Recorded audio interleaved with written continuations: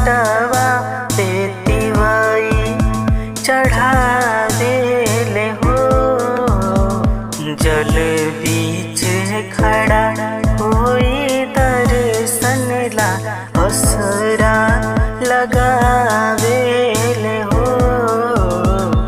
जल बीच खड़ा होई दर्शन ला असरा लगावेले हो।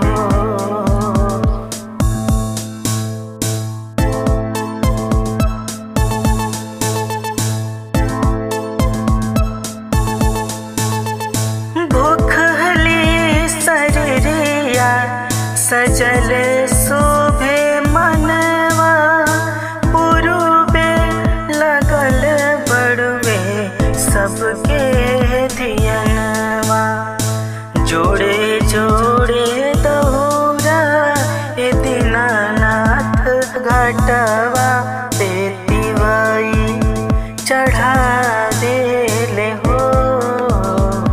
जल बीच खड़ा होई दर्शन ला असरा लगावेले हो।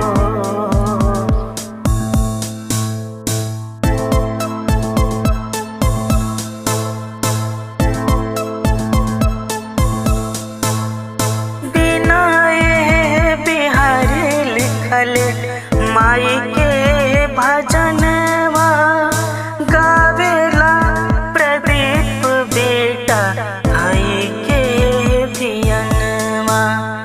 जोड़े जोड़े प्यारे गंगा मैया घाटवा पे तिवाई चढ़ावेले हो। जल बीच खड़ा होई दर्शन ला असरा